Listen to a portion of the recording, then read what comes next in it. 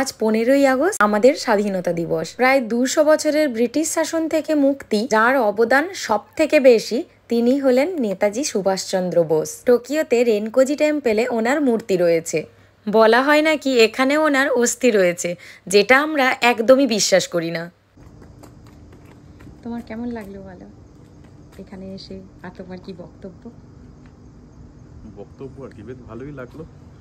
যদি একদম আমার ব্যক্তিগত মতামত জিজ্ঞেস করা হয় তাহলে বলতে হবে বাঙালি হিসাবে এই জায়গাটা ঠিক যতটা আমাদের কাছে গর্বের, তার থেকেও আমার মনে হয় কিছুটা বেশি লজ্জার। গর্ব এই কারণেই যে জাপানের মধ্যেও এরকম একটা সুন্দর ভারতের স্বাধীনতা সংগ্রামী বা নেতাজিকে নিয়ে এরকম একটা মন্দির, সেটা সত্যি বাঙালি হিসাবে আর একজন ভারতীয় হিসাবে গর্বের। মানে আমি ব্যক্তিগতভাবে নেতাজির অন্তর্ধানটাকে মেনে নিতে পারি না। আমার মনে হয় একটা মানে রাজনৈতিক ব্যাপার, এবং নেতাজি হয়তো বেঁচে ছিলেন আমাদের স্বাধীনতার সময়। মানে আমি মনে বিশ্বাস করি বেঁচে আছেন, হয়তো কোথাও না হলেও আমার মনের মধ্যে বেঁচে আছেন।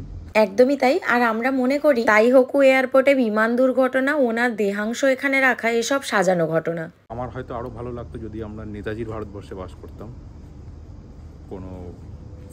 কোনো মিথ্যা রাজনীতির ভারতবর্ষে নয়। নেতাজির ভারতবর্ষ হলে হয়তো আজকেরও স্বাধীনতা বেশ কিছু বছর পরেও হয়তো আমরা ডেভেলপিং কান্ট্রি হতাম না, ডেভেলপড হতাম। আমাদের ওই আপোষ করা স্বাধীনতার থেকে বরং ছিনিয়ে নেওয়া স্বাধীনতাটা অনেক বেশি শক্তিশালী হতো, আমাদের ভারত হয়তো অনেক বেশি এগিয়ে যেত।